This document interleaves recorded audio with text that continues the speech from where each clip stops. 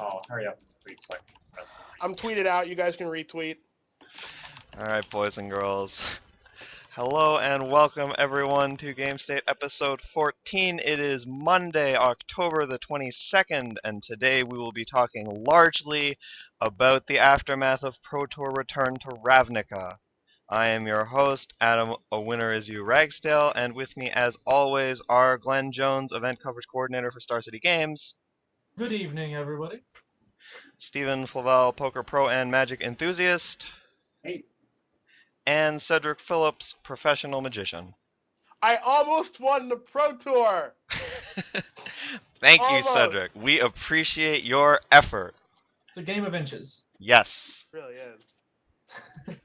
So, Pro Tour Return to Ravnica was, of course, won by one Stanislav Sivka, an international chess master from the Czech Republic who showed up with a second Sunrise-based combo deck and completely obliterated everyone in the entire universe. He started the Swiss rounds 15-0 before losing the last round and then casually killing everyone in the top 8. So my first question for you fine gentlemen is, what do you think of eggs, and is it going to continue killing everyone for the foreseeable future? We will go to Cedric because he was the most geographically close to the eggs in question. I was the eggs / breakfast / second breakfast / scrambled eggs. I like how they just kept changing the name of the deck throughout the tournament. That's correct. Because eggs was just not acceptable for God knows what reason. It's a pretty good deck. It's not a great deck. I don't think it's the best deck in the format, but it's a pretty good deck, and it was well positioned for this particular tournament. So I'm not. I guess I would say I'm not terribly surprised to see it do well. I knew that people were going to be playing it coming into the tournament. I knew that there was like a house full of Canadians that were on it.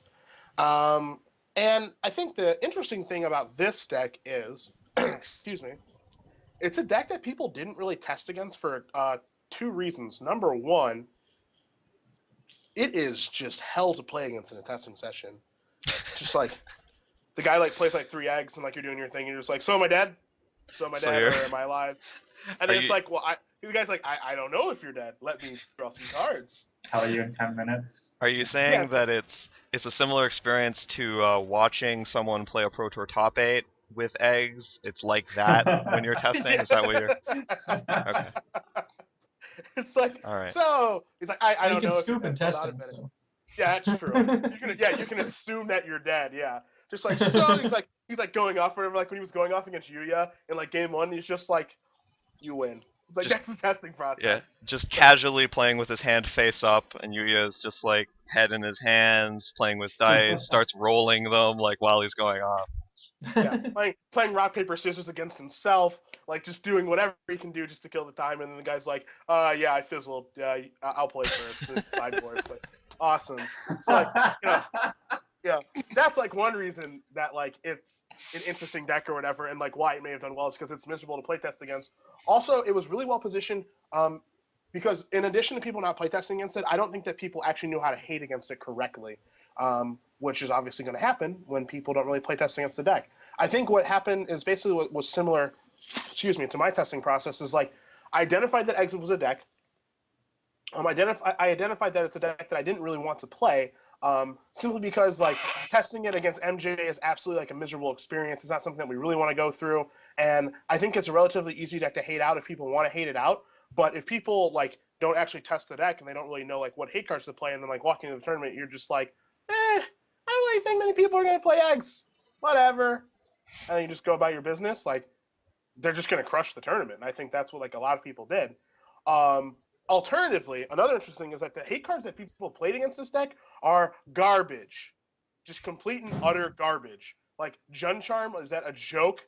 Like, that's just not anything. It doesn't do anything. Like, if you're playing eggs in this tournament, because there's a guy from Vancouver who got 15th named Sebastian Deno, he's just like, he was very mechanical with everything, and like, you know that if someone is playing eggs in the tournament, it's like, oh, you have Jund Charm. Well, I know how to beat that. That's not very hard. Or you have Relic of Progenitus. Okay, like I have Needles. So this is just like, you're joking, right? And that's like all anyone has. Like they don't have anything unique to try to beat them. And like for the psychopaths who thought Grafdigger's Cage was a card at this tournament, LOL at you, because you are dead, sir.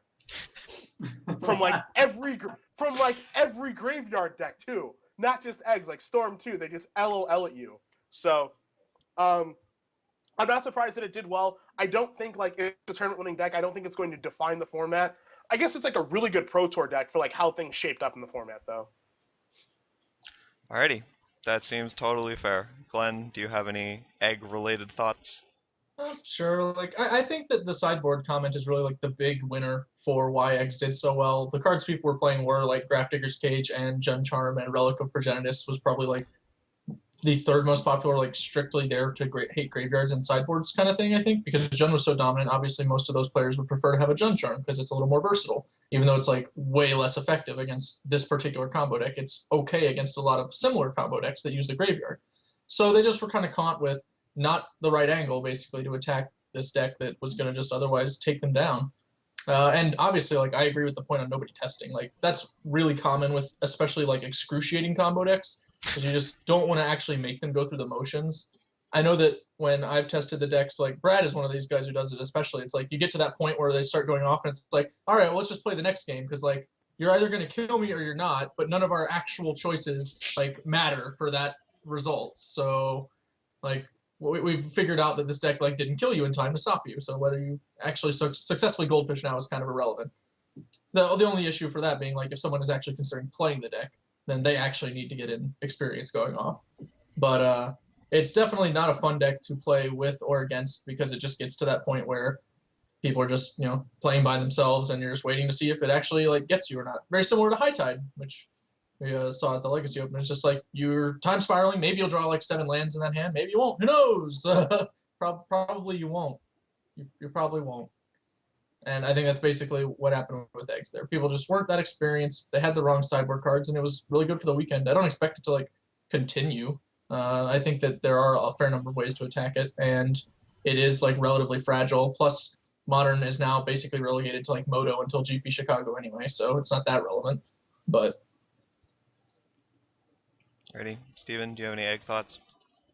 I like the deck. I think I said going into the tournament that I didn't think the creature-based decks could go underneath the format really, and I looked to a combo deck for that. And I was saying Blue Red Storm, but like eggs is, well, turns out it's pretty good too. Yeah, I thought it was interesting that Siska got referred to as a chess player a whole bunch because there was a title they could attach to that, like International Master, and like He's a technical master, as opposed to Yuya, who's just a figurative master. Oh yeah, I see. But like the guy's been playing poker for 12 hours a day for years, so that probably helped a little bit too. Yeah. Well, I was no one impressed called by him his a play and master. impressed by his deck. Yeah, I mean, I wanted to ask Cedric, like, what do you think people should do to hate this deck? Because I think it will be a reasonable part of the metagame, and I don't think there are hate cards that overlap very well. Like, you sort of have to hate in a way that is not doing much in other matchups. So like Stone Age Silence is fantastic against them, and it's not very good against a bunch of other decks. It's just like good against Affinity. Friday before the tournament, I was like super sick. I did a deck tech on my deck before the tournament, and I was going to play 4 Leyline of the Voids over my Jund Charms in my sideboard because I didn't think that Eggs players were going to see that coming. Naturally, when they get paired against a Jund deck, they expect you to have Jund Charm in your discard, and they're just going to board in their Leyline of the Sanctities and laugh at you as you have all these bad cards, which is what happened. Like every time he played against Jund, he would board in Leyline, he would like possibly mulligan to it, possibly not, play it, and then they go, "Oh, I'm dead, awesome." Whereas like if I put my Leyline into play, I go, "Oh, you're dead, awesome," like because there's no way they're boarding an Echoing Truth in game 2, like if they're up or down a game, because Leyline of the Void was not a tournament or not a card at this tournament. So I think that could be a good card against them. Also, I again think it has a lot to do with understanding how to play the matchup. To be completely honest with you. Like, I think a lot of people were probably thought seizing the Eggs deck or Inquisitioning them very early when that's just not what you're supposed to do. Like, you're supposed to go after their hand, like, starting on turn 3. And I think, like, by making them discard, like, super early, like, it doesn't actually do anything to them. Like, I'd rather have them like all have their eggs in play, then you start attacking their hand, and you build your pressure, then you start attacking their hand, and then it basically puts them in a situation where they have to crack their eggs and hit, instead of like blowing your discard and then like giving them these draw sets to hit. I think that's like very poor use of your discard. So I think that's one way to go about doing things. There are answers. They're not great answers, and like you said, they don't overlap very well, but there are answers. I think just diversifying your answers is actually like pretty reasonable line, right? Like if you have like relic, Tormod script, like one relic, like one Tormod script, like just one of several different things, like how do they sideboard to beat all of them, you know? Like Yeah. they can Needle one, like Echoing Truth one, like Leyline one, but like they have to do all three of these things and they don't know which card you have. So if you make it like really hard for them to sideboard in game 3, it's probably to your advantage. There are probably also like some more oblique hate cards people just aren't thinking of. Like I don't know what they are offhand, but it seems like it's a deck that has to just cast like a bunch of tiny do nothings over and over until it plays like a 3 or 4 mana instant. Like there's just got to be like some random card that makes that strategy not that good. Like even something like target player discards 3 cards, like Delirium Schemes. Like that would probably be really obnoxious. Like, yeah, like if they just had Lightning to was pick really these good 3 against cards them. going into turn 4, like that's probably like, oh crap, I can't do anything anymore because that was my like how I was playing. Like, Yeah. so. And Steven, I know you've played combo decks before. Like you used to play Blue Green Heartbeat. I mean, we just played a match before we started. Yeah. Yeah, It was pretty good. I'm sorry you guys missed that, actually. yeah. It's quite enjoyable. And like you've played combo decks before, and like when your opponent is sideboarding against you, especially when you're well tested with a combo deck, you know exactly what they're boarding in. Like when I play, generally you also don't care very much. absolutely, My absolutely. experience. Which is like why he had such a huge edge on the tournament, because I'm sure like when he's sitting down and like he's playing against, it's like round 2 or whatever, and he's playing against like a Jund opponent, he's just going, yep, this guy's boarding in like his 3 charms, like probably no additional discard spell, LOL at you, here come my ley line, so I don't have to worry about a damn thing. Like that's what happened when I was playing Dredge. I just knew every card that people were going to board against me, and it's just a joke. Like you know when like this guy like reaches for his sideboard, like depending on what deck he's playing, like if he's playing blue-white, he's like, oh, so relics, or because like that's pathetic. Like, that's not any good, and, like, you don't have your answers diversified, and, like, why would you? Like, you have no reason to, and so I'm just going to take advantage of your laziness. And, like, that's how he got, like, such a gigantic edge on the tournament, I think. And same with Sebastian, who got 15th in the tournament. Like, I just saw some guy keep 2 Relic hand against Seb playing in a match with him next to him. You know, he just goes, like, turn 1 Needle, name Relic when the guy hasn't played a spell yet, and he's just like, oh, God. And they just died on turn 3. It's like... This. Yeah, it's like, yeah, nice mulligan to 5, bro. Like, very, very impressive. I can't believe I picked the right card with the needle. That's strange. And they just died. Yeah, you know? So, it's just stuff like that. Like, as with, like, in a PTQ format, I think it's worse because people are going to do the diversifying and everything like that. So, just going to happen. I have 2 follow-ups. The first is, how good do you think this deck actually is at beating a Tormod's Crypt effect if you don't have Needle or whatever? Like, if you actually have to try and go off through it? Like, obviously you can just have an extra sunrise or whatever, but, like, how reasonable do you think that is? Because I don't actually know, It so I'm depends sort on of your interested. pressure, right? Like, it's pretty easy to get just like a second sunrise and a fates reward together if you're not under significant pressure. So, I don't know. Yeah, I think that a lot of the times that you choose to go off is because they're about to kill you and you already have 2 of those effects.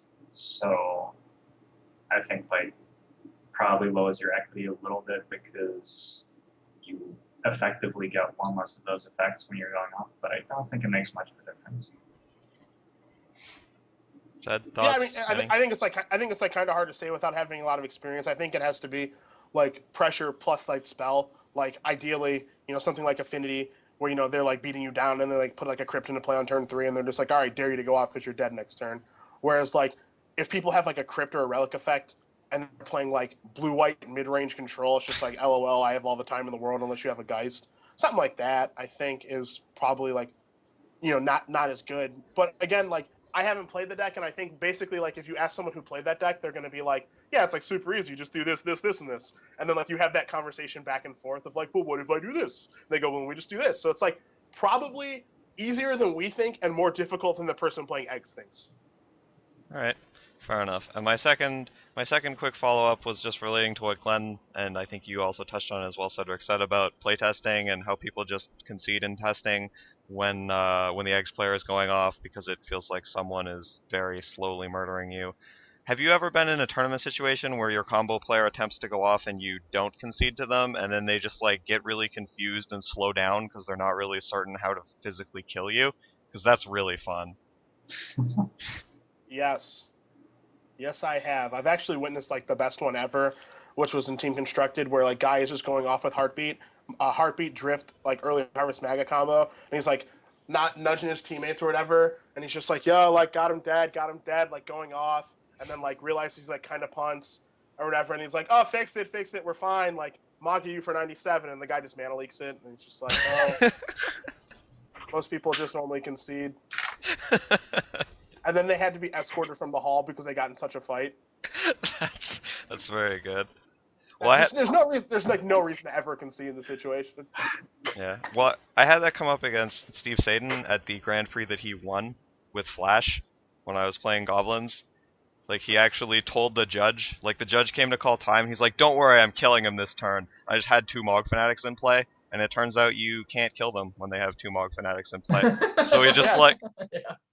he just, like does his thing, and he puts his Protean Hulk into play. He's like, here goes the thing, and I'm like, ping it. And he, like, gives a parade, and I'm like, ping it again. And he's like, oh, I have a Trained Org? I guess this is a draw. Yeah. Like, and then he actually like apologized to me after the tournament day 1 when we were eating dinner in the same restaurant, and I was like, yeah, man, that's cool, like whatever. I mean, seemed like a nice guy. It was just a funny situation. But yeah, let's move on. Let's talk a little bit about the overall metagame of the Pro Tour. We'll come back to our fantasy picks at some point later in the show.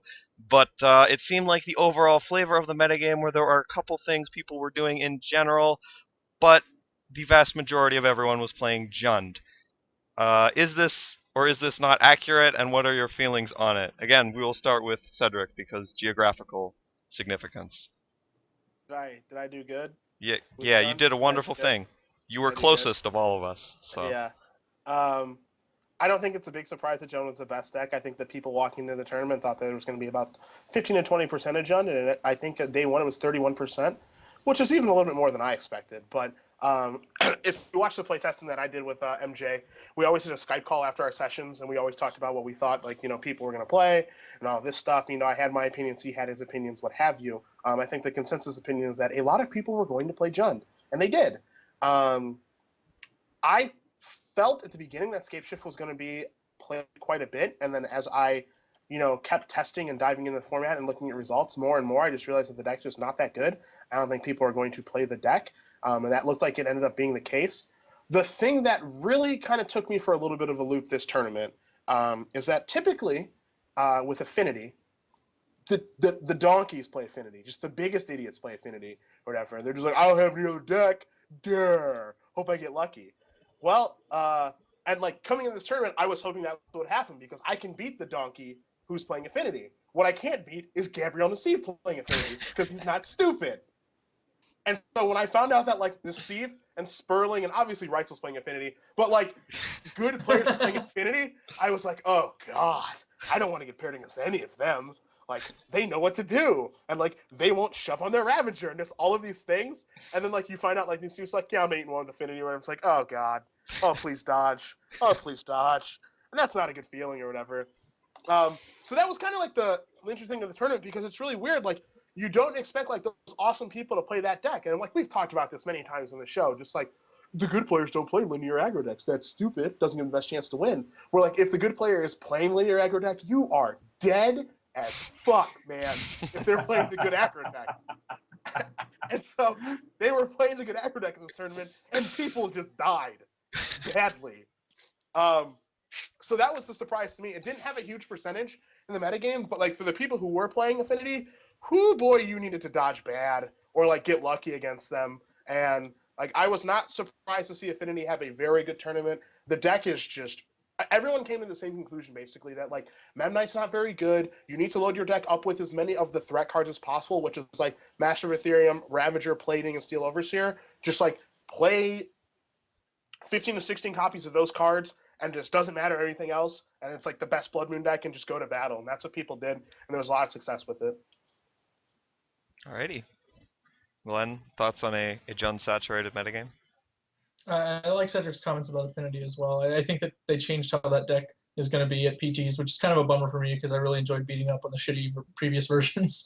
So Yeah, me now too. I'll Trust have me. to pay attention. But yeah, I think that Jund was way more popular than anyone really expected, which is crazy because everyone thought it would be the most popular deck. But it's a pretty rare percentage for like a third of a field at a pro tour to be like the same deck. It definitely can happen, but not usually in a metagame that's as open as Modern seemed, at least.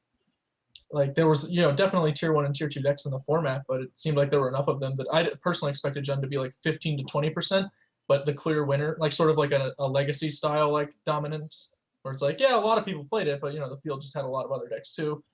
But that definitely wasn't the case. It was obviously like huge, nearly like double my expectation basically, which didn't work out for a number of people, including like people whose Jund decks weren't built for the mirror, and also for SCG Blue's choice of Nib Magus, which is a fine deck when the field's like 15% Jund, and a much worse deck when it's like 33% Jund. So Yeah.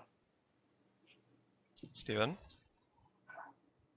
Yeah, I was blown away by how much Jund there is. It's a very like normal and safe deck to choose, and that's like my hypothesis about how many people chose it. But I don't think I would ever take Jund to this tournament and really expect to win. Like, it's not like you're getting a huge edge over a ton of decks, and you're definitely not doing something people aren't expecting. So I was a little surprised, and I don't think it did that great as far as results, like looking at sheer number of decks that entered the tournament versus how well they placed. So that didn't really surprise me either. It was interesting to see Scape Shift sort of show up and the way that people built that deck, and they had reasonable results. Like I'd say reasonable to good results with Scape Shift varieties. So it'll be interesting to see how that goes, because that was an archetype which I think there weren't a great number of like consensus views about how you're meant to build it. So there are quite a few different card choices going on, and it's interesting to look at all of those deck lists. Yeah, there are like a lot of small creature decks which I thought would not do well at all, which performed sort of okay. Like Affinity Infect was there as well, and Infect did pretty well. Yeah, that's about what I've got. All right. The only other thing that surprised me a little bit was Rug Delver. Just didn't exist. I think there was 2 or 3. 2? There were 2 Rug Delver decks, where Rug Delver was like one of the main decks in Modern, I'd say 2 months ago. Oh. So that sort of blew my mind. All right. So we're gonna go from general metagame analysis to quick side note. There was a little bit of a blurb on the coverage, and some people probably noticed that one Community Cup member, Jackie Lee, was disqualified on day 1 for an incident involving stab wound.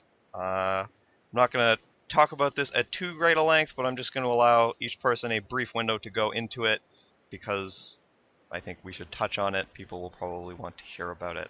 So I'm going to wheel through each person real quick. We will start with Glenn.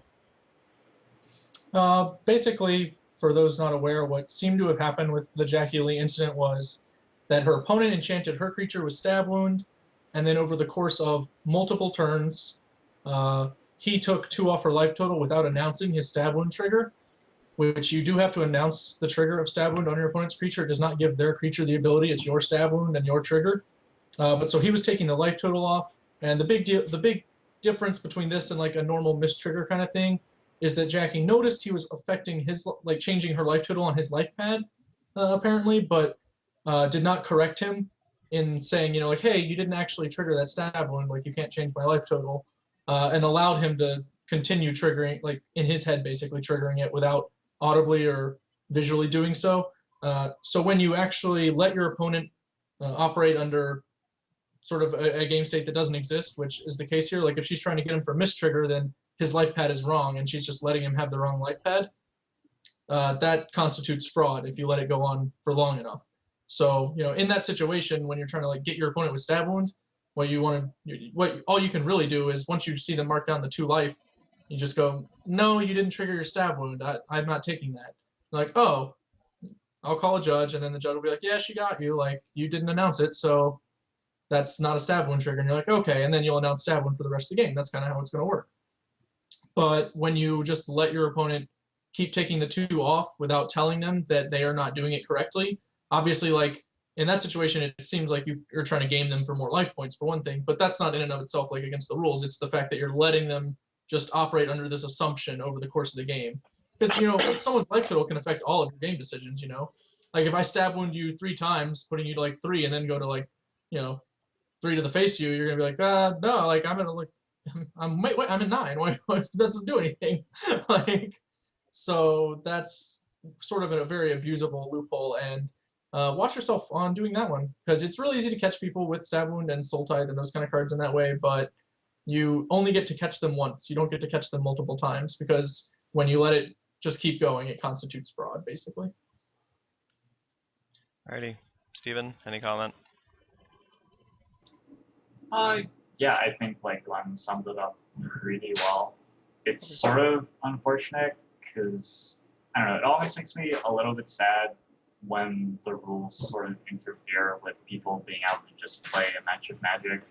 Because I don't think Jackie knew that she was doing something wrong, and then she's like disqualified from the tournament. And like the Magic rules are very complicated. There are like various things that you can do and can't do, and there are various things that you sort of need to do to get an advantage, or else the competitors are just getting a leg up on you. And if you like think something is a thing you should be doing to get your advantage because the rules allow it, and it turns out the rules don't allow it, and you get DQ'd for that, like that sucks. I don't know. Yep. Gotta know the rules then. Said, I know you were actually physically at the event. You have anything to add? I mean, Glenn pretty much summed it up about like what happened and why she got disqualified and all of that stuff. I mean, just my only real opinion or thing I would add is just I just hate the rule like more than anything in the world. Just the mandatory trigger rule. Like at the Pro Tour, I was reminding my opponents of like things that were happening like that are mandatory, because it's just like it just takes you down this road where it's just like awful or whatever. And I just don't want to have like this long-winded discussion about it. But like I'll just say this, like I don't think that like that this is what we should be focusing on for Pro Tours. I think it's like pretty terrible that like you're just like trying to get your opponent at just every turn, then missing a trigger or something. It's just like you didn't say that Rage Ravine, I gotcha or whatever. And it's just like, oh, okay, man. Like that happened to me round 1. Like I was attacking my opponent. He was at 10. I was attacking him for 8. Turned out to be 7. And then my Huntmaster flipped to put him to 1. And I'm just like, man, you feel good? You feel good being at 1 and not dead? And then he drew his card and he conceded. Yeah.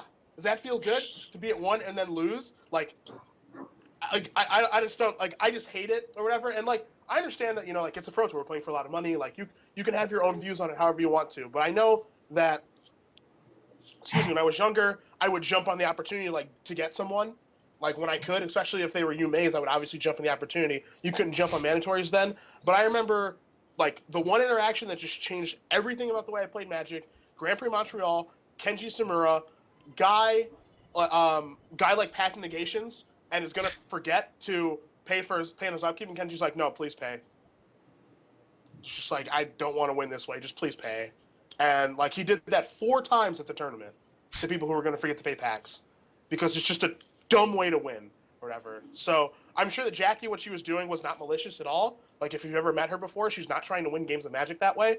I don't think like what she did was on purpose or whatever. Maybe she didn't know, like what have you. But like I don't think she was trying to scum the person. It's just a dumb rule that makes like people just turn into people that they aren't. It makes games of Magic about like what they shouldn't be about.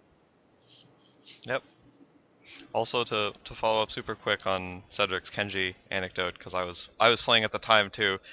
That like when he says that he stopped them from drawing a card without paying, he actually like would physically come over the table and like land on top of their deck to stop them from drawing. Yeah. It was quite enjoyable. He's like, please no, just pay for it. He's like, I'm gonna beat you, like because you're terrible at me. He's just I'm so much better than you. Don't let me beat you this way. And he awesome. He would still beat them because Kenji is awesome. He top 8 at that Grand Prix. Yeah. Like he doesn't need to beat you that way. Very and I feel casually. like no one else should either. All right. Are there any like interesting and niche strategies you guys want to talk about from Modern?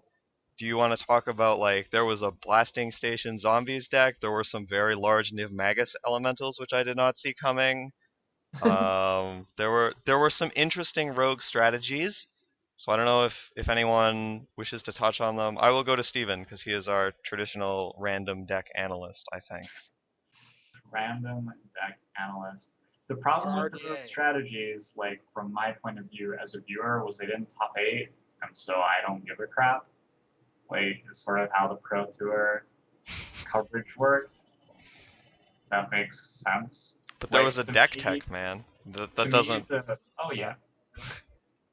To me, though, the rogue strategy of the tournament was like an effect, because that was actually a deck that was there in the top 8 getting like visual recognition. Whereas if you look through the coverage, like Trent Karsten was definitely playing 60 different cards. Yeah, that was good.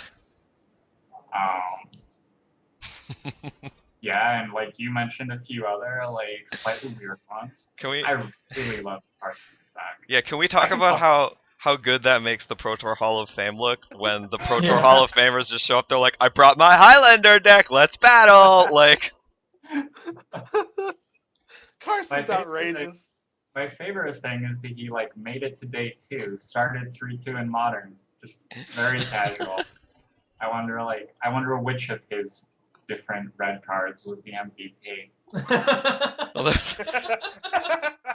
there was. I know he played on camera at least once against a blue-white deck, and it was, I think, I don't know who exactly it was, but he just looked so bemused.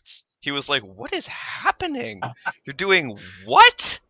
You Flamekin Harbingered for Kiln Fiend? Like, what is?" It's like very casually destroyed him, and was like, "What are you doing in your like with your life?" Hall of Fame, bro. Having fun, Thanks. bro. Yeah. Trying to find Carson's deck list because I know it's on the coverage somewhere. Well, all the actual coverage reporters talked about was Shinka the Bloodsoaked Keep because they like couldn't figure out what it did. As a So, man like, who has given his Zozu first strike multiple times in Oh, standard, real tough guy you are. yes, I happen to know what Shinka does, but that was the #1 coverage MVP certainly. Do you have any rogue interests, Glenn? I know you probably saw the Niv Magus deck. Yeah, I thought Infect was a good choice for this tournament also. Incidentally, it looked like it was sort of a deck that can get underneath Jund reasonably well, and it actually is pretty good against like other combo decks, because if you're going to try and be non-interactive, an Infect deck is going to be pretty A-okay with that, since, you know, if you can't interact with them, they'll just kill you, because their deck's pretty good at that. So I found that kind of cool. Like, I think that was like what handed Stanislav his only match loss of the tournament, right? An Infect deck in the last round, I think? Yeah, by Kelvin Chu, I think. Yeah, Yeah, the guy who also he just- top-aided. Yeah, he just stone nut drew him in game 3. He's just like, "You're Yeah, down on it's turn like- 3, have Spell Pierce. Oh, Bye." lightning Like, bolts in your Yeah. deck? You're dead. Yeah. So that was, you know, kind of cool to see. I was happy to see, you know, little buddy Deathrite Shaman put up some numbers. Yeah. Give myself a little. yeah, your Uh, Deathrite Shaman shit talk is not looking super good right now. Good segue coming to me. Trust me. yeah. And the other deck I really liked was the Storm deck with Electromancer, because I remember when I saw Electromancer, I was like, man, this card's either a dud or something not fun. It's it's like one of the two, you know. Nobody prints a Goblin Electromancer thinking someone's gonna do some fun, very innovative and cool looking things with it. It's like, oh no, they're just gonna play a bunch of spells and then they're gonna kill you. So I really liked their list. It was impressive to watch it play. I think the most incredible game I saw with it was Tom Martell against Matthias Hunt, where Tom dumped his hand to empty the Warrens to stay alive, and then took the Past in Flames he had left on top of his deck with a Serum Visions on that turn, and then just killed his opponent on the next turn. Like, just emptied for 26 after going Hellbent to empty for 10, which was not something I think we've seen Storm decks do in the conventional universe, but that's pretty much just made possible by Electromancer. Like, that Electromancer was himself just sitting in play, like a Braid of Fire or something, pretty much. And just, yeah, here's like free 6 mana. I'm like, go nuts. Good luck. Have fun. So that was a pretty impressive showing for that deck. I did not get to watch it do a lot of games. But that was one of the ones where I really just was like, yeesh, like that's a pretty real 2/2 for 2. So yeah, those are the decks I liked for the tournament. I'm going to consider looking at like Storm Online as a deck for me to play because I've gotten kind of bored with attacking conventionally, so I might move on up. You're too much man to attack with Kitchen Finks? Is that? Well, I mean, Kitchen Finks is just way outside my wheelhouse in general. Alright. Are Cedric? you familiar with the charm interaction with Empty the Warrens? Because that's a good one. Which charm interaction? The one that kills you? Is that the charm we're talking about? The one that kills you. Oh, the Rakdos charm? Yeah. Yeah. Like, target player takes 1 damage for each creature they control. People are going to Rakdos charm me and whatever. Oh. Yeah, feel free. Yeah. Nothing surprised me at this tournament, honestly. I guess like the big surprise is that like Channel Fireball was playing a deck very similar to mine. I guess that was one of the more surprising things of the tournament. But there wasn't a deck that like I saw that I was like, oh man, holy crap, I can't believe that's here. Like that, none of that happened. I mean, like you can say that like it's interesting. Like we had the Deathrite Shaman conversation last week, and at no point did I ever really think the card was bad. What basically happened is like I was like, testing or whatever, and like someone brought it up, and I'm just like, why is it good? The person's like, well, it removes a land, and then it removes a creature, and you gain 2. You remove a spell, and they lose 2. I'm like, well, but why is that good? And then you're just like, are you stupid? They did the thing. Yes. The thing where they The Steven thing. you asked like why it's good, and they read the card to you, and you were like, okay, like I know what it does, but Yeah. Well, what does it do? And then he couldn't answer the question, so he just kept typing the text to me again. And then I had to ban him from my chat and look like a douchebag. So, like, if any one person was like, yo, like, it's good because of this, then I'm like, oh, okay, like, I'll give it a try. But I just never got the chance to actually, like, excuse me, no one ever told me, like, I think it's good because of this. Or B, like, I just never actually got the chance to test. It was the literal one card that I never got to try because Return to Ravnica came late. Obviously, I'm going to jump on Abrupt Decay and buy them and like play them and see that they're terrible.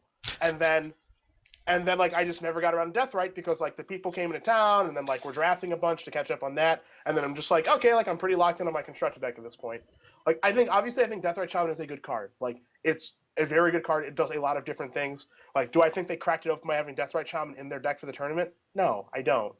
Like, because it doesn't really do very much in the Jund mirror. Like, I think it's a good card or whatever, but it's a good card and a host of good cards that die to removal. So, like, you're not getting a leg up by playing that particular card in the Jund mirror. And I played against Martin Juza during the tournament, and, like, he had Deathrite Shaman, and I killed it, and I killed him. Like, it's just not, like, I get it. Like, if it doesn't go unanswered, it's awesome. But, like, so it's fucking Grizzly Bear then. Like, it just doesn't matter. So, I think other than that, like, go ahead. I think you mean Runeclaw bears now in our current era of Magic. Sure. Sure. That's all I wanted to add. You can continue. Yeah, I apologize for that, and thank you for the correction. I get that it's like a very good card and it does a lot of different things, but to me, it's just another creature in the Jund mirror where creatures are dying like crazy. Electromancer looked insane in the Storm deck, so whoever thought of that, I think, was just like genius. I thought that was like really good. If there's eggs or whatever, and then like that's pretty much it. Like nothing in the tournament took me by surprise, and I thought I was pretty spot on with what I thought was going to happen. So I just didn't win. On the Deathrite Shaman, like I don't really like the removal argument as like a knock against it really, because it's like the cheapest creature in your deck. So if it's something your opponent like has to kill, isn't that in and of itself like it's going to get good value? And then like if it lives and actually gets to do its things, like all those things seem pretty good, right? Like. I mean, if I'm trading Deathrite Shaman for Lightning Bolt, that's like the best trade for a Lightning Bolt I can make in my deck, right? Like, it's pretty close. Yeah, I mean, like it makes it so that like you're overloading their removal in the Jund mirror, right? Which is like pretty good. Like I think that's like relatively good. Also, like you can play Messenger on turn 2 and stuff. Like there are some things that like make it a good card. Like you're overloading, but like by playing that card, you're making a bit of a sacrifice to your deck because you're not playing as much removal. So I feel like you're like I guess I'm trying to figure out how I would articulate this, but like by playing that card, they were playing more creatures than I was, and I was playing more removal than they were. So like Sure. it doesn't scare me that they're playing like more creatures because I have more removal than them. but I guess like it's a really good creature, and it's another creature that I have to kill in line with Dark Confidant and Tarmogoyf and like Messenger and stuff like that. So like I get it. Like I'm not saying it's bad or anything. I'm just saying like I don't think it does like I don't think it like revolutionizes the deck, or it's just like man, their deck. Yeah. That's all I think that it probably like splits them a little. Like if you don't have Deathrite Shaman and you're like overloading on removal, then you sort of have to take like the more reactive role in the matchup, right? Yes. Because you just have to kill more of their permanents because they have more of them. But on the same token, like if you get to a dominant board position, it'll be a little harder for them to break it up. Yes, I agree with that as well. Okay. Like if you look at like if comparatively, like if you look at their list versus my list, just like really briefly, like they have shamans, they have no pulses. I think it was kind of crazy to play no pulse for this tournament. And just stuff like that. Like their deck list is like they have 3 messengers, I have 4, stuff like that. Like their deck list is a little bit. They get to cheat on land because they have Deathlight Shaman in their deck. They have 24, where I ended up playing a 26 land in my deck. So just like stuff like that. There's there's minor differences in deck building because of Deathrite Shaman. You know, truthfully, like I didn't really get to play with the card, so I don't really know how much it influences other matchups. Where like if you're able to have a hand with Deathrite Shaman, and you're just like snap keep like in this matchup because I have Deathrite Shaman in my hand. You know, I don't know how much it changes other matchups. Yeah, that's definitely something you just gotta test, figure out probably. Yeah, and like they got around to doing that, and that's the literal one card I didn't get to play with.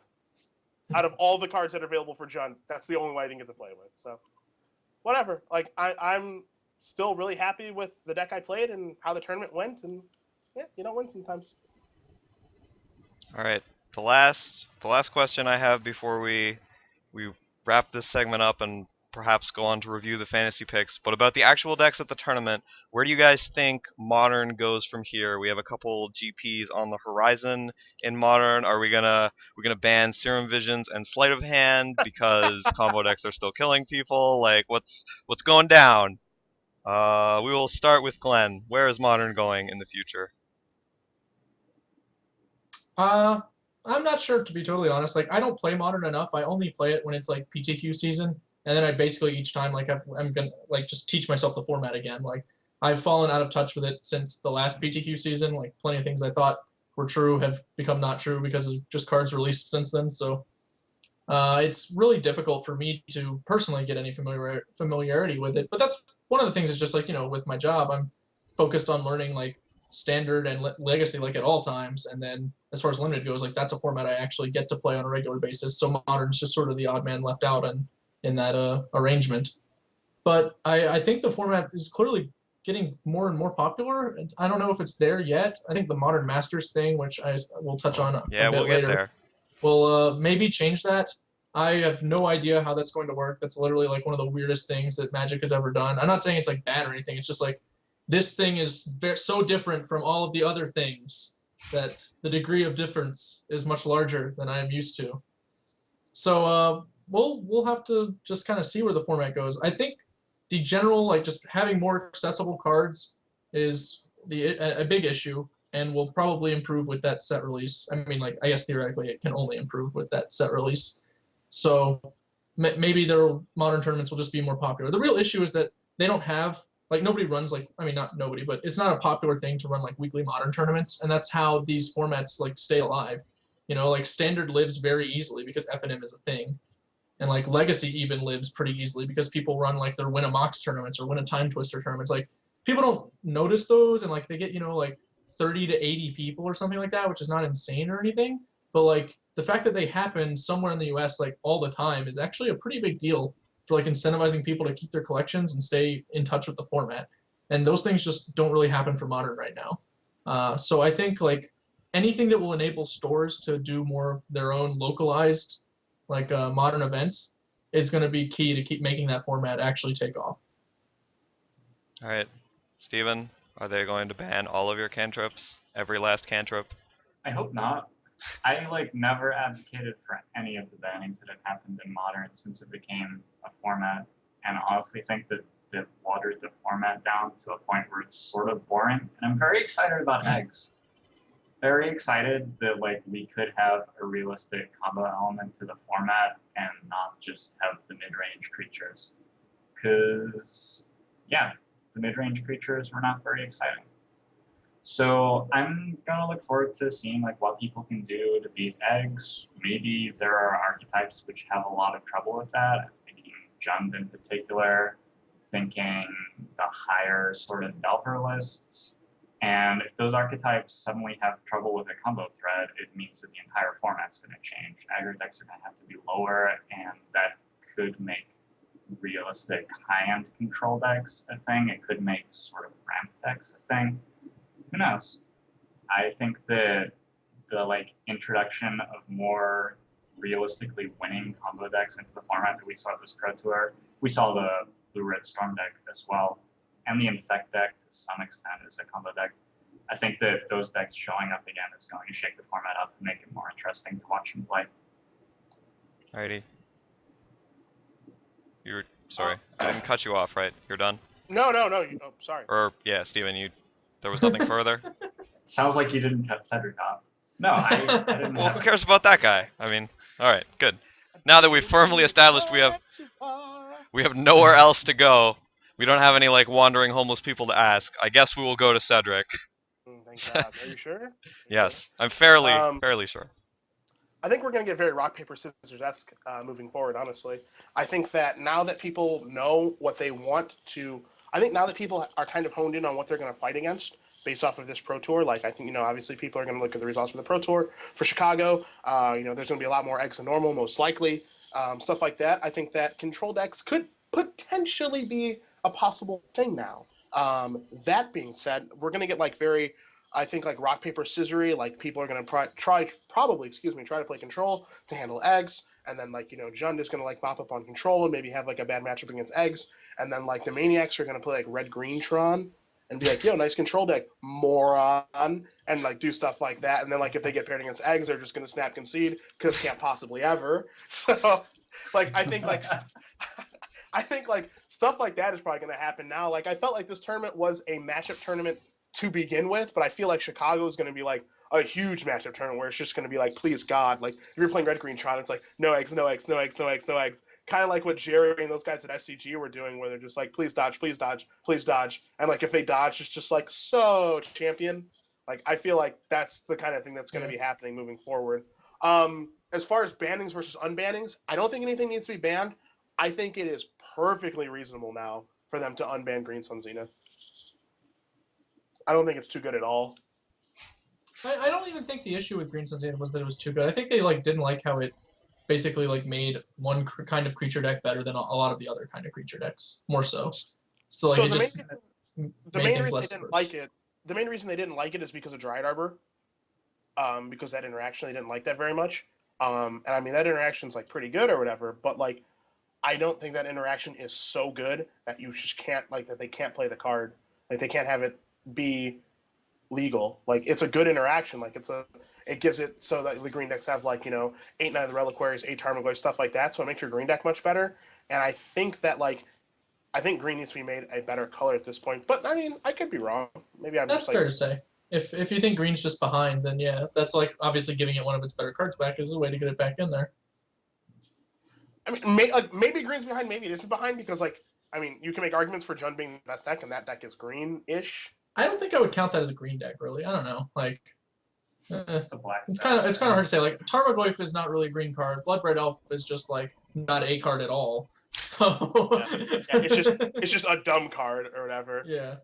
Yeah, I would agree. It's kind of hard to say, but I think that I don't think them unbanning Zenith the format is just boom broken Zenith game over.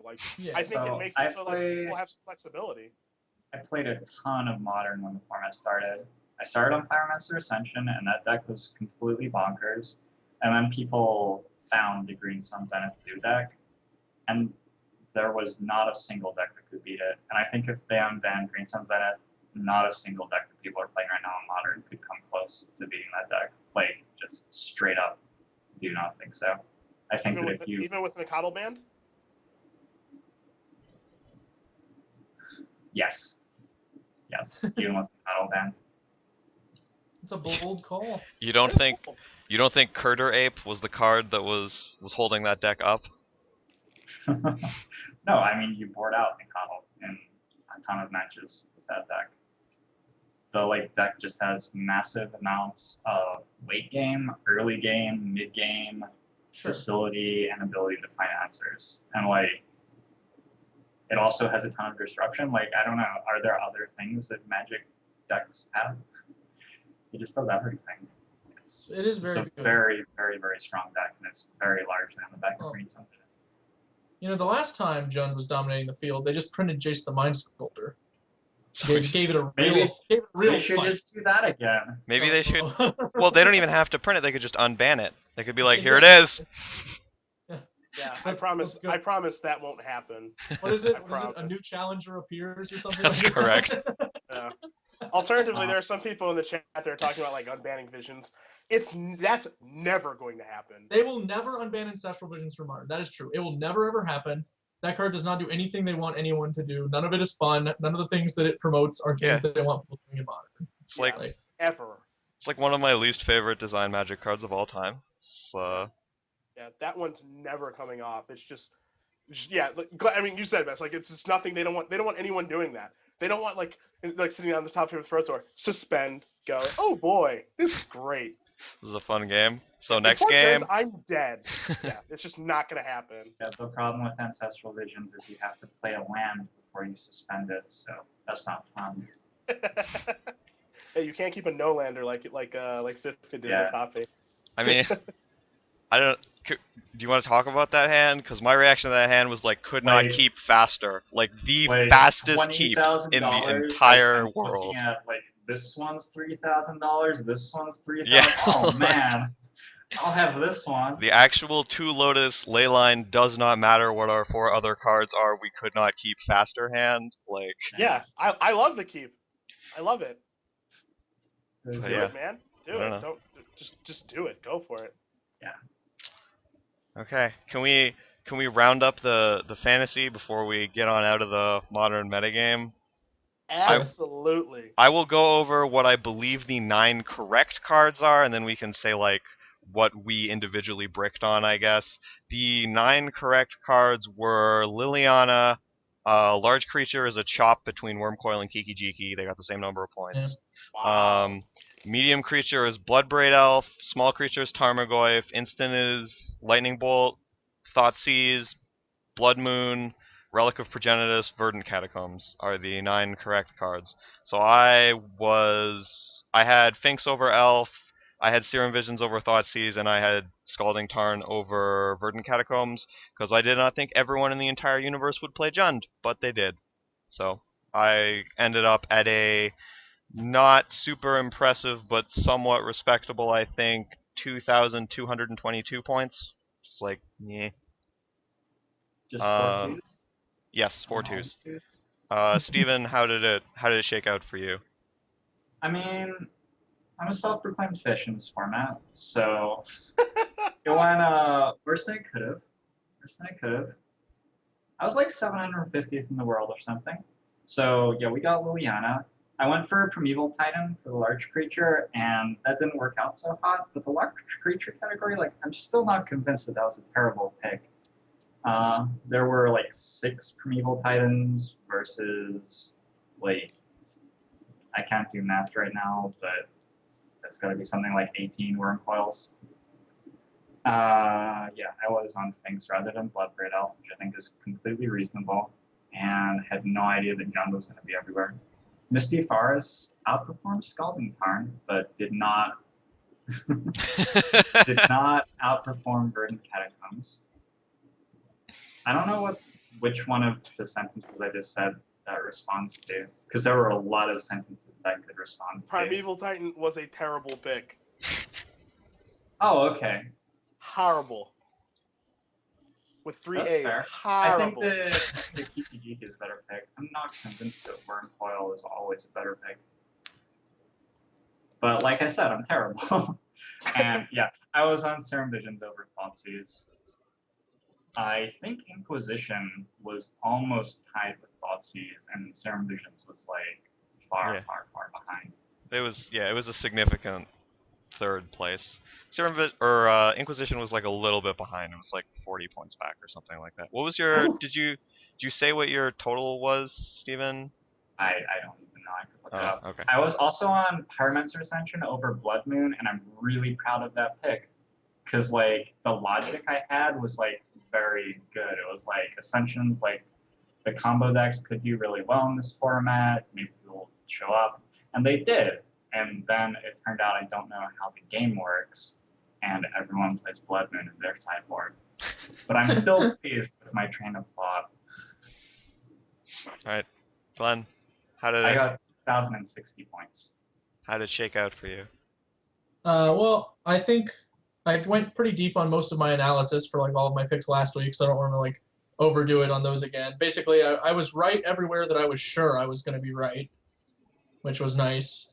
The three categories that I thought I might get got in were, well, I guess four technically. Source, I thought Enchantment was like kind of a toss-up. It would probably be Blood Moon. I couldn't really think of any other reasonable choices.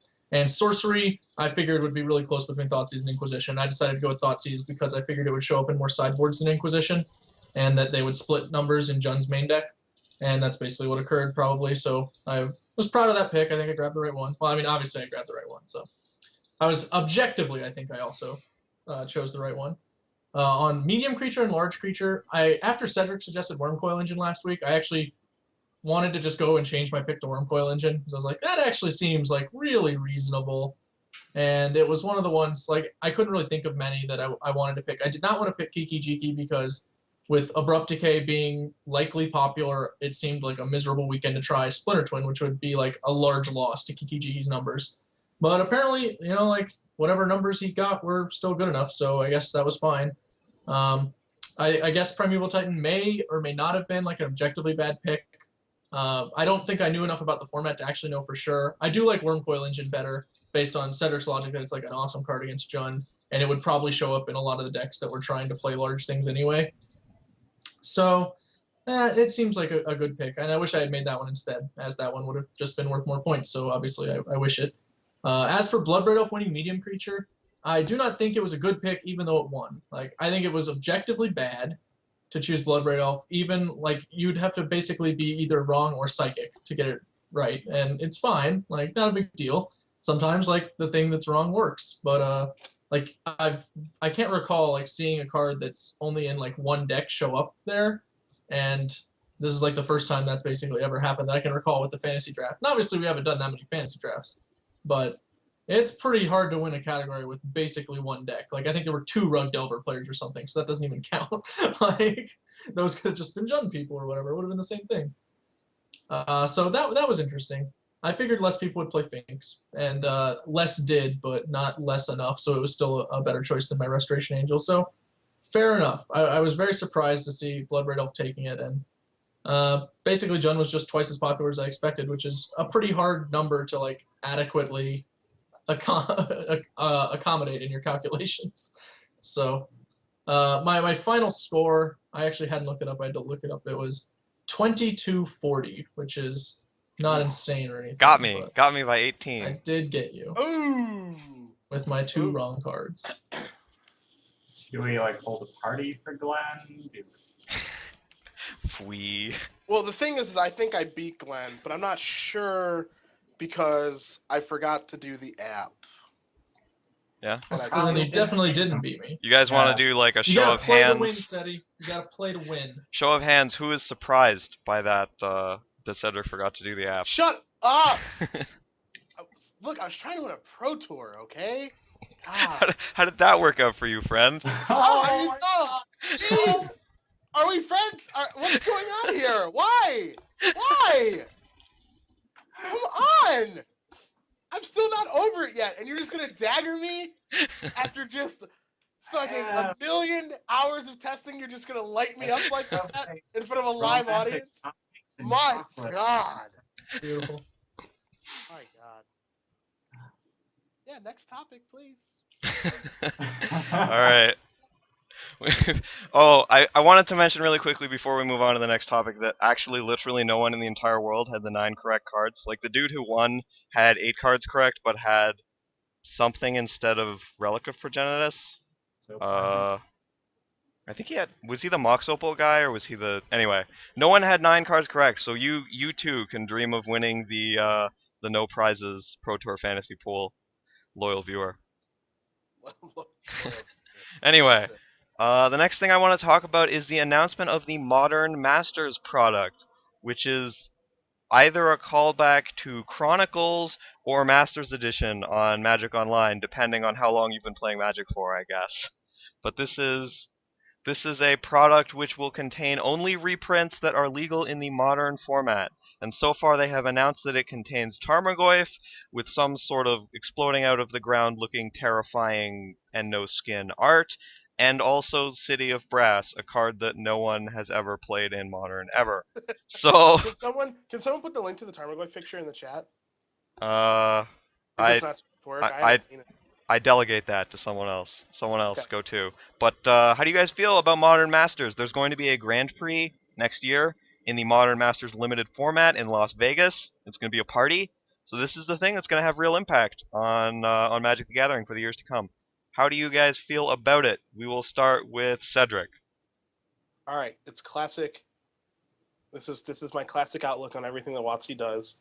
I'm going to give them the benefit of the doubt until things start to go wrong.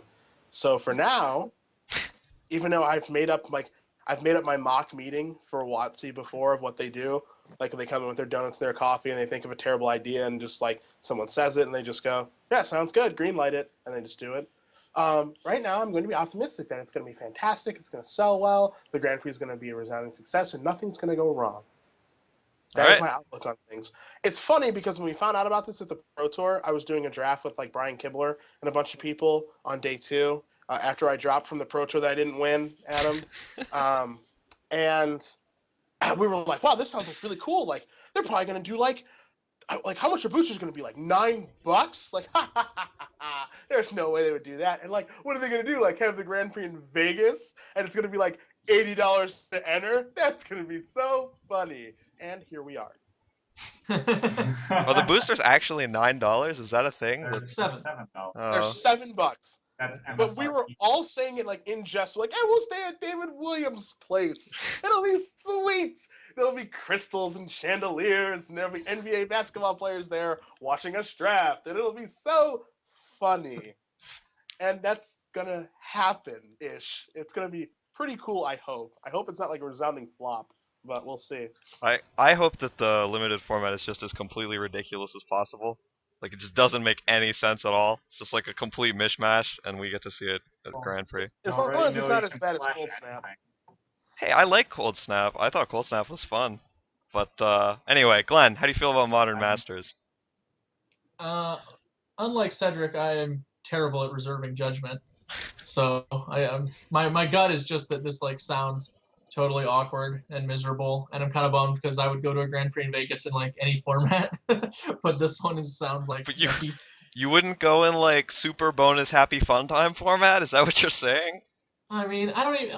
I'll once it comes out, like I'll know like how good it looks or whatever, but it definitely just seems really bizarre. Like the WoW TCG has like a similar kind of thing where like they print these things called like dungeon and treasure packs that are cards that aren't released like in any other sets that are like, but they are standard legal. So it's like kind of the same idea. And it's a way they get cards they want into the tournament scene without like having to include them in sets.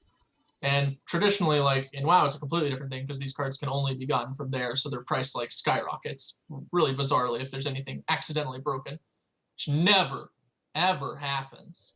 But it's just a really bizarre way to like introduce cards to a format in and of itself. I hope that it works for Modern's card availability issue, which like I am personally not especially victim to, but I understand other people are.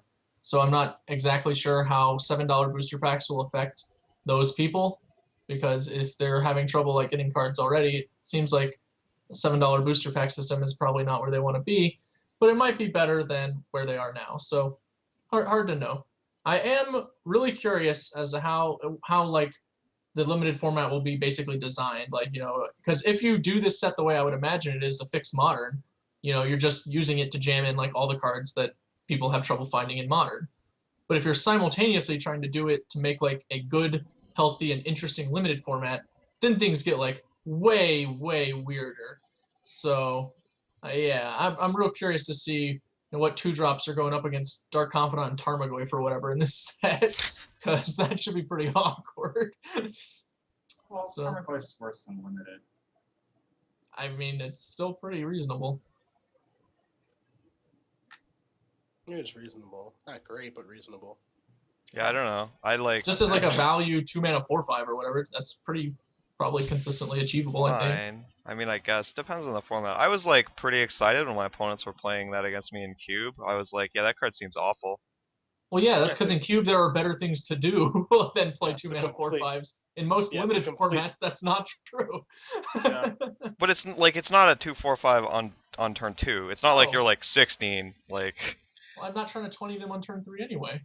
I guess. I mean, it's certainly fine. Like, but I don't know if it's gonna be like format breaking. Also, isn't it like mythic, so you'll just never see it and it won't matter?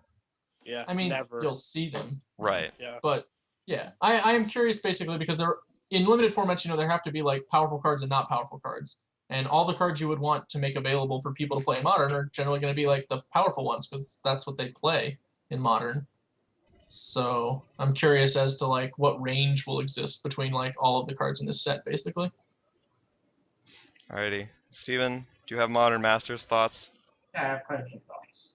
All right. Yes, I love when, So- I love when Steven has quite a few thoughts. Quite a few thoughts. First thing that's interesting to me is the timing of this announcement, because we literally just had the Modern Pro Tour.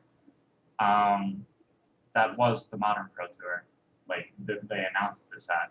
So I assume here's my vision of what this is. I think what they're trying to do is get Modern popular. They're trying to advertise it to a large number of viewers, and they're trying to sell this as a product which makes them a lot of money. And I'm never going to buy this product because I understand that if I want Modern playable cards, I like trade for them. I go to a friend and borrow them. I buy them from a store.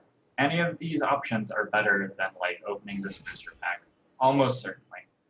But I think that there are going to be a lot of casual players who are pretty excited to get to play with all of these Modern cards that they saw on the stream. And they're going to go to their stores and they're going to draft the Modern and, do what have you.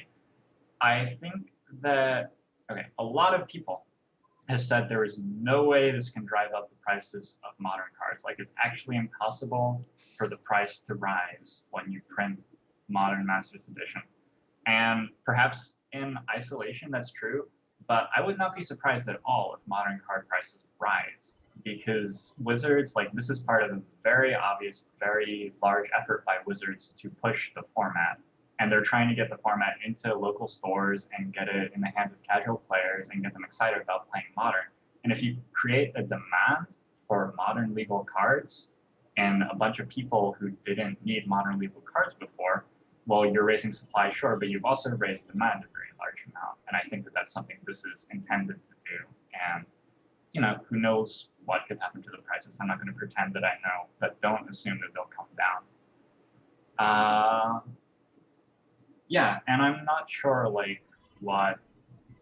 I have almost no thoughts about the actual format because it just doesn't seem like it's an actual format. It will be interesting. We'll see what happens. I am not excited about playing with these cards as they come out of the booster packs. Can you want to take a position on the line? Better or worse than Cold Snap? Your opinion of Cold Snap or everyone else's? No, your own opinion of Cold Snap is fine. Alright. I think probably better than Cold Snap. Okay, that's fair. I think probably better than Cold Snap too, honestly. Glenn, above or below? Sure, I'll take the above. Cold Snap Alright. sucked.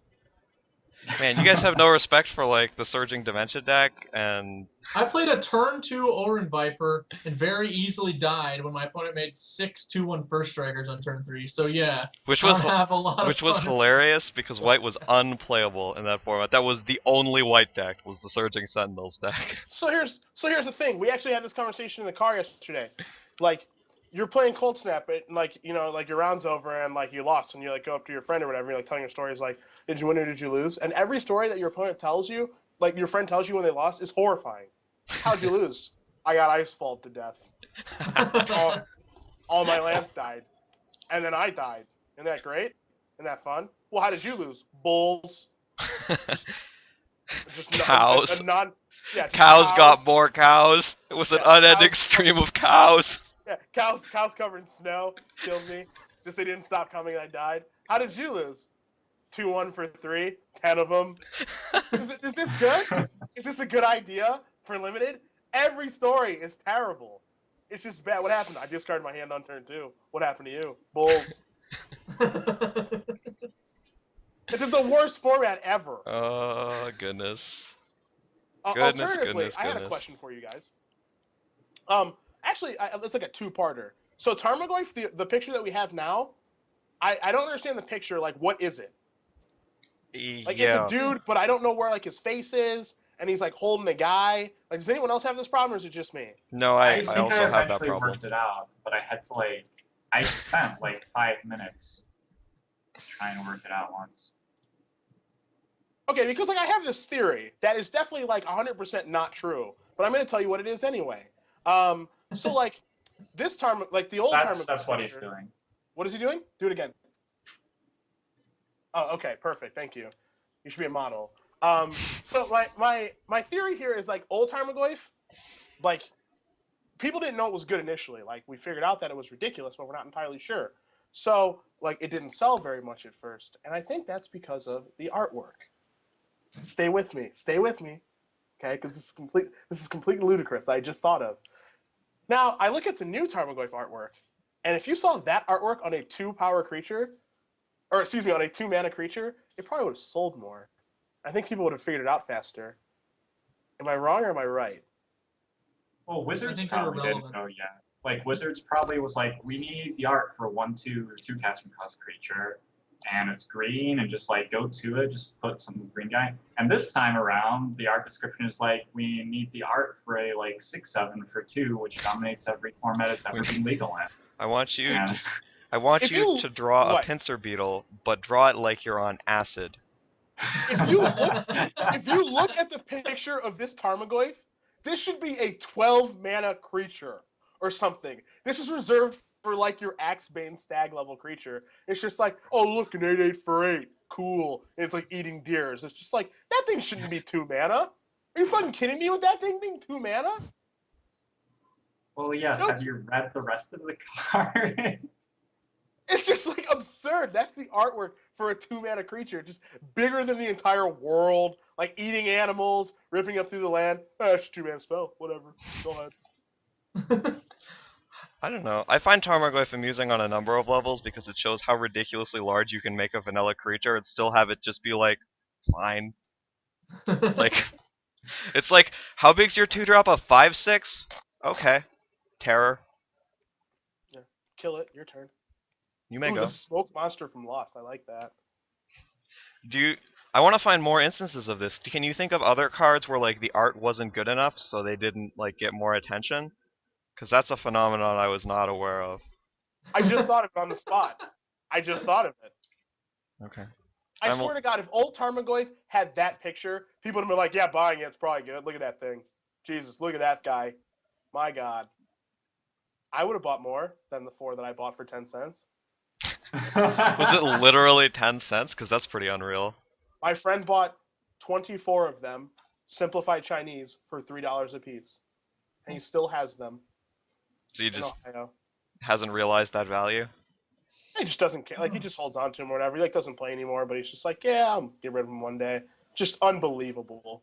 And then he did this. He was a big-time speculator back in the day. He bought 200 Life from the Loams, too. Yeah, I remember Life from the Loam. Like, that was a big thing on our internal forums because our deck designer was kind of a lunatic for 2-mana 1/3s and Life from the Loam.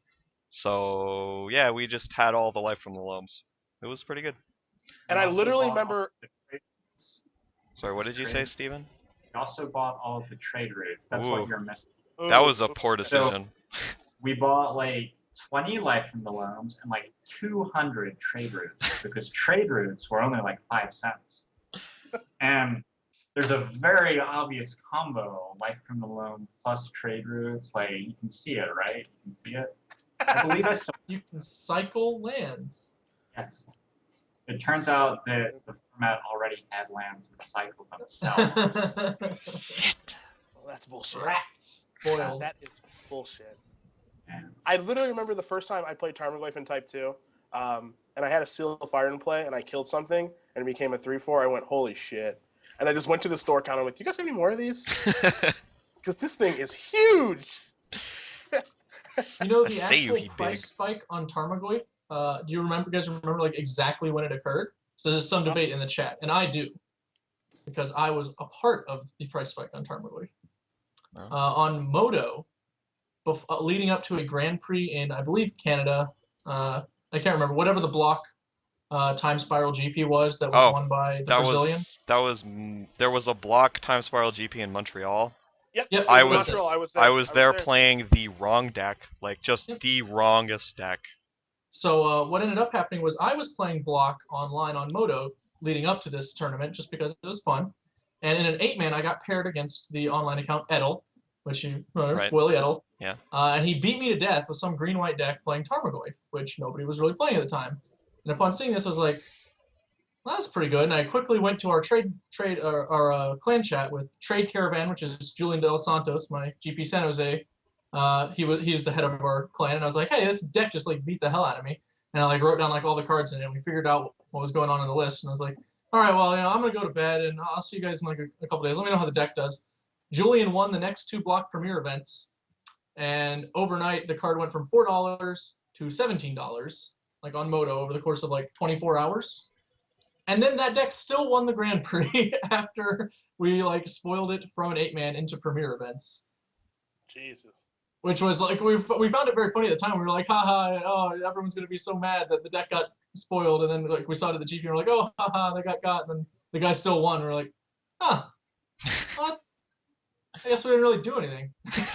We just made like $500 or something, and then we moved on with our lives. So I'm 100% a constructed fish. I just buy whatever is the best deck, which means I'm always paying the most possible for cards, like every time. So I logged onto Moto eventually and picked up my Tarmogoyf for like 25, and I was so pissed off. But like, oh my god, 25, oh my god, I'm probably blowing like 15 tickets on each one of these. And it's still my best investment on Magic cards ever. Congratulations, Steven. We're proud of Thank you. You're pretty much the best. Thank you. Alright, so I don't know where you guys want to go from here. We can touch on the Star City Indianapolis really quick. I guess we should mention it. It is a thing that happened. Glenn Jones was there being a powerful coverage magician, as always. What do we got here? The standard event was won by Rob Vaca. Is it Sure. hard C or a soft C? I don't know. Sure. A fine gentleman running Freet or Reanimator, and he beat a whole slew of mid-range decks. The top 8 was 3 Jund mid-range, 2 blue-white-red, 2 Reanimator decks, and a green-white aggro deck in the standard open.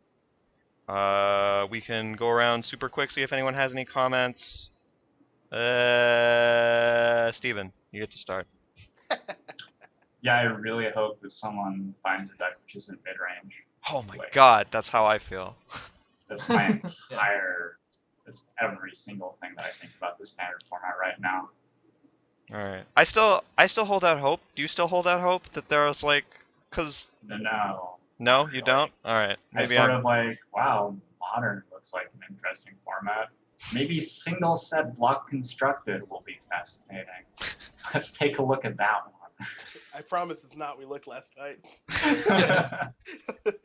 It's horrible. Alright, Glenn, you were there. Tell us fascinating tales. The biggest issue I think with like the format diversifying is that cards like Centaur Healer and Thragtusk aren't just like reasonable but like incredibly good and popular right now. So an actual aggressive deck is like really struggling to make headway. Zombies is just becoming like a little worse with these decks emerging that are like primed to beat it, not just like, you know, happen to be okay, but like actually are going out of their way to make sure they kill it dead. The blue-white-red deck that came out is interesting, and it might change the game a little bit, but it's still like just another mid-range strategy, really. Like it's not as aggressive as the decks like that we're used to. So I think that the direction the format might take that could lead to things opening up is like a really heavy control deck emerging. Something that can just go like way late over the top of all these junky little decks that are trying to Rakdos return you to death every now and then. And if that deck's good, then that could have let some of the aggro decks in turn like come in as a way to prey on that and sort of create a little cycle action. But right now we just have people who are basically trying to Thrag Tusk harder than the other guy Thrag Tusks, which, you know, is kind of boring and even not that easy because there are not that many ways to get card advantage or to like guarantee that you have more Thrag Tusks. You can't do weird stuff like run clones or whatever to make your matchups better anymore. So that's kind of awkward. I would like to see a control deck emerge. I think there are some interesting options. I know in San Jose, one of the friends of SEG, or a guy who's coverage run for us a bunch, Brendan Hickey, one of his friends won their states at in California with a deck that was like Chromatic Lantern, Gilded Lotus, and then just like boom, you know, get you with all these ridiculous things. And he won like a standard side event at San Jose and then won states on Sunday as well. So that deck could actually be like real, and there might be some actual like reasons to be playing it. It sounds like it'd be awesome against someone who's trying to Thrag Tusk you to death, right? Like they're like playing 5/3s, and you're like, all right, well I'll just cast this Gristlebrand, and like I think I'd rather be that guy. Someone did point out Evil Twin, which is a card I saw somebody sideboarding at the tournament I was just at, Indianapolis. Yeah, that's what we're talking about. And I thought that was kind of an interesting option as like a clone that's okay in the Thrag Tusk fight. So that card might be reasonable if there are reasons to play blue and black spells. There just aren't that many reasons to play those spells right now. Steady Bear? I don't know a ton about Standard. Obviously, I've been testing Modern until my brain would explode. So like looking at these decks, like I see like all these Jund mid-range decks, and I'm just like, where's their Bloodbraid elf? This deck sucks. I don't understand why anyone would play these. I don't get it. Like I feel like, you know, like it's very mid-rangey right now, and like there's just like Freet's deck or whatever, and I feel like that either like the solution to that is just being able to go over the top, like, and just do something ridiculous, like you said with Gilded Lotus and like Crystalbrand, or something psychotic, or just going underneath them as fast as you can, and you know trying to ignore Thrag Tusk and Centaur dude. I don't think the red cards are really there to probably do that at this point. Could be wrong though. Like it wouldn't surprise me if God, Thundermaw Hellkite was just like the Stoneblade right now. But I think like that's like the two ways you kind of counteract like this mid-range type deck, because this mid-range, like when Jund was dominating, like part of the reason is because it was the best cards, but also like it had the ability to just ruin your hand with like the double lightning draw or whatever, and then it's like, oh, I'm gonna go over the top of you, and like, and your cards are gone. It's like, oh, okay, you win. But like it doesn't have like a way to do that really. Like I see this deck list in front of me that has 2 Rakdos return, which is like pretty adorable. I don't know if it's actually good or not. But I feel like you probably have to go over the top of these decks with like some sort of like splashy effect, or you have to do something goofy, which was normally good against these type of decks, so that when they're not prepared for it, and like goofy, I mean like, and like this is just an example of like something like Time Sieve or something. There's like something weird that like they're just not ready for. They're just like, I'm ready for like my yeah, like, I'm ready for my Jund yeah. I'm ready for my Jund and they're just like, yeah, well, I'll play like an egg or something, and then like do this and then do this and then like kill you in this like really goofy way that you're not ready for. Like that normally does a good job against like a mid-range format, like eggs against Jund at the PT, like something like that. So, I'm going to start diving into the format like in the coming weeks, because I think Standard's like the only thing that's relevant for me right now. Like getting better at the limited format and then playing Standard. So. I'll be looking into it. It's going to be time to buy some Magic cards and play some Standard on Magic Online soon. I'm looking at that myself. So yeah, it looks kind of boring. It looks yes, kind of boring. sir. Right yeah. My follow-up on that is, do you guys think this format would be best described as Thrag Tusk 2, Thrag Tusk Harderer, or Thrag Tusk 2 Electric Boogaloo? Choose wisely. Cedric, you must go. Can't even muster a response. I want to say like I'm trying to think of a pun with Fast and Furious for Thrag Tusk, and I can't do it. I'm trying so hard. So I guess I'll go with Thrag Tusk 2, Electric Boogaloo. Cedric and I are in agreement. Oh, all right, Steven, that's acceptable. You're on Electric Boogaloo as well? Yes. All right. Yeah, That's two a Tusk, scientific- two Tusk, I'll two take- Furious. I'll take Thrag Tusk harder. I think that's more apt, really. I believe it was Thrag Tusk Harderer. That's important. Oh, I'm sorry. Then that's even, but that's more correct. So that's even better. I will also accept Max Tusk as a challenge from the chat. I don't think it's quite as exciting, but it's somewhat reasonable. Oh yes, so Legacy. Legacy was won by High Tide. It was won Michael Burnett. Burnett? Is that how you... Yeah. It is pronounced Burnett, yes, sir. And it was a standard Legacy top 8, 8 different decks. Show and Tell, Stoneblade, Rug Delver, High Tide, Maverick, Enchantress, Goblins, Blue-White Miracles. Hello and welcome to Legacy. Good luck. It's like every single Legacy deck. There's probably some Squirrel opposition in the Swiss or something like that. Anyway.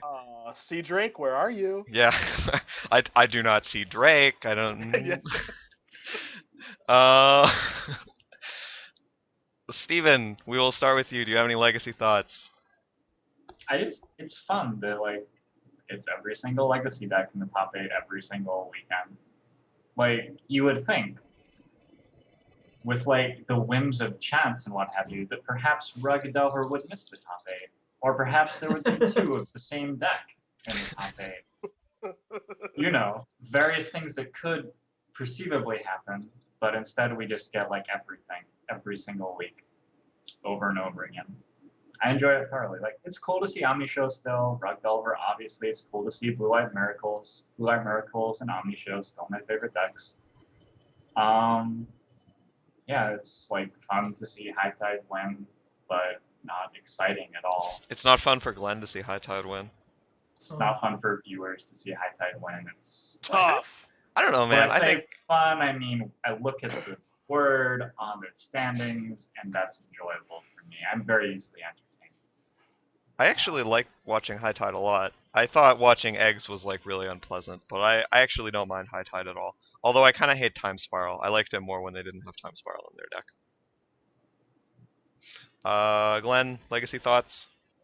Yeah, this tournament mostly like a bunch of similar lists to what we've seen. Like High Tide won, but like it was any week anybody can win. I did like the new Omnitel list. I had not seen one running Thought Seizes before, and Sam Carollo was running that, and it seemed to perform pretty well for him. He wound up getting eliminated when he like fetched wrong basically on turn 1 in the top 4. So that could have very easily been him unseating High Tide and then fighting it out in the finals. And it seems like a good list for Legacy if you would like to put a giant monster into play, or perhaps an enchantment before your giant monster. So I like that deck for the format. It seems pretty good, and I like the addition of Thoughtseize. Seems also like highly relevant, better in a lot of matchups. Much worse against Flusterstorm, which was like pretty good for the High Tide player. So we might see a little more Flusterstorming in future, but that would mean people were actually paying attention to what's going on, and that doesn't happen all that much in Legacy. So. Well, what is going on exactly? Like really? Well, no, that's what I'm saying. Like it only like paying attention only even pays off if like the people you're playing against were also paying attention. Yeah. So like, yeah, it is sort of like I guess not great EV. You have to like assume every opponent is going to pay a similar amount of attention to the format and like actually choose their deck based on what's going on rather than just like what they had in their box.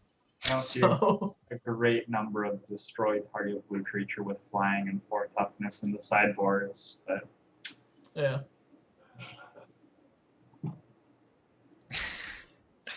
All right, Cedric, do you have Legacy thoughts, or are you actually going to die? So the reason I'm trying really hard not to laugh right now is because this guy got 10th place with Belcher. Have you seen his sideboard? I have not. No, I. All right, you have to go look at it. I will continue until you look at it. Yeah, I'm going. Legacy top 16. Probably could have just gone from the link in my. Okay, here we go. Belcher. Could you? So I imagine it's something ridiculous.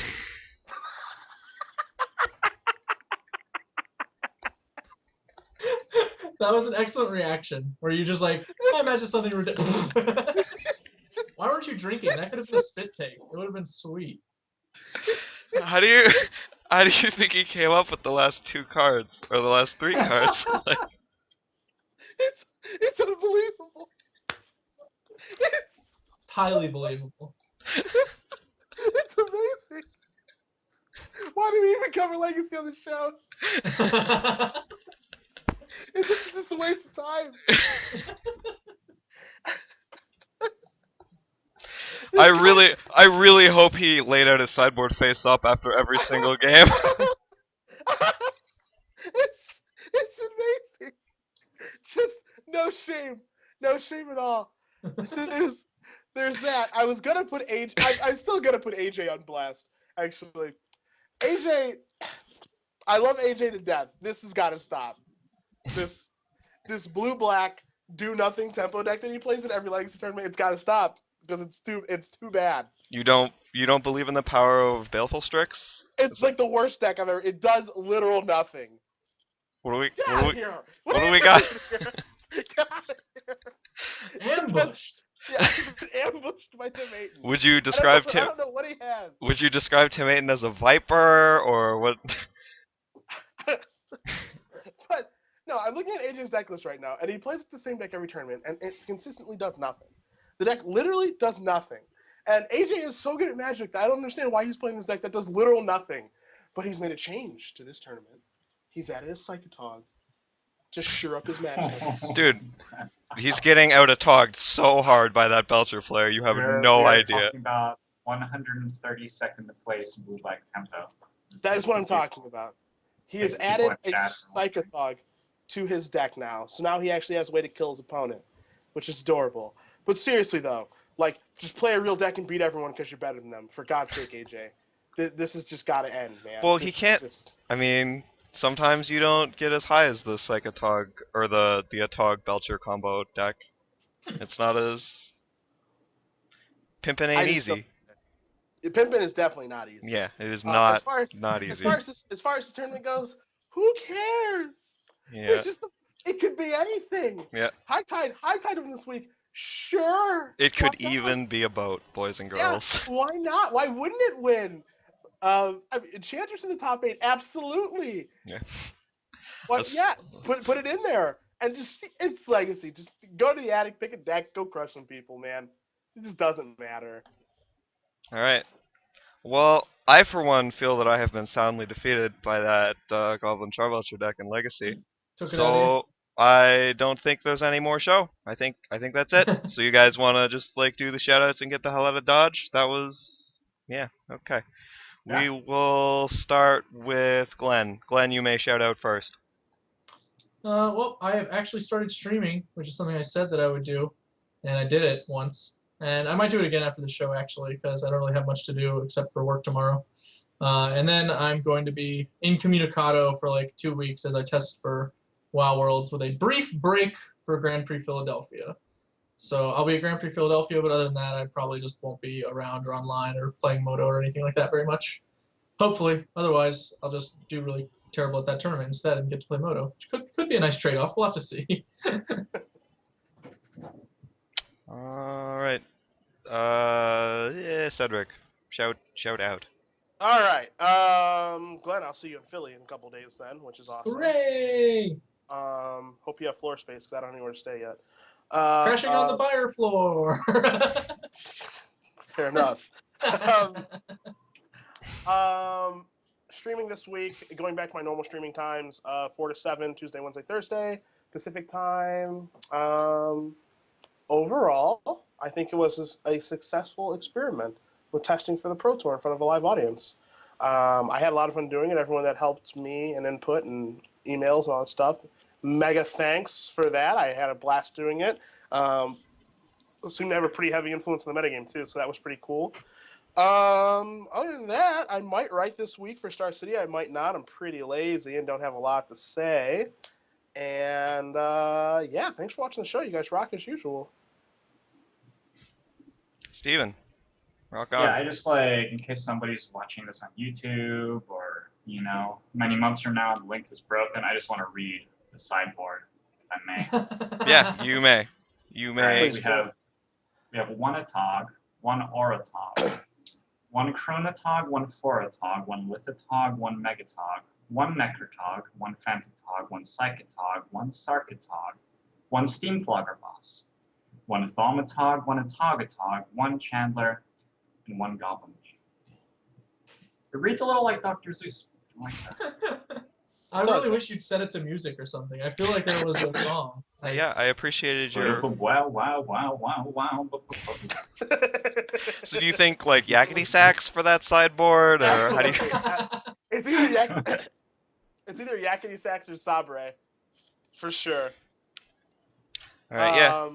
But oh yeah, I wanted to tell people really quickly that I am doing something very interesting this evening. Before after the show, I'm going to play slot machine racing. Ooh. And I don't know if you guys know what this is, but we're going to go to a casino this evening. Myself, Tim Ayton, and Alex Mashelton, and we are going to go put some money in a slot machine, and you agree to a pot, and then whoever loses their money the fastest gets to take the money that's left in the other two machines and scoop the pot as well. So we're each going to put $10 in the slot machine, $10 into the pot, and then we're going to race to lose the money the fastest, and then whoever loses it first gets the money in the other two slot machines. It's gonna be legendary. So what's your strategy? You figured it out? See, I don't know yet. This is my first time, and I'm sure there's a strategy to this. Steven, Adam, Glenn, is there any strategy you could think I of for this? imagine you pick the highest stakes machine and put your money in it very quickly. You should probably pull the arm like pretty fast, or like hit the It's button. it's just a button now. That's Oh. Well, a you little want bit you have to play disappointing. like as many rows, I guess. But I mean, at some point, maybe there's like a row where it's like I don't know. I'm trying to think. Yeah, I mean, I assume it's just like the highest amount on as many rows as you can get. Like we all are gonna play on 3 similar machines. Put the money in and then just go animal. The trick. So to there has slot to be a line. machines- The trick to slot machines is the more money you spend on them, the more money you will lose. So try your hardest. Are to you spend as much money as possible quickly. are you dissing the time-honored casino game Ding and then you don't win any money? Is that what's happening here?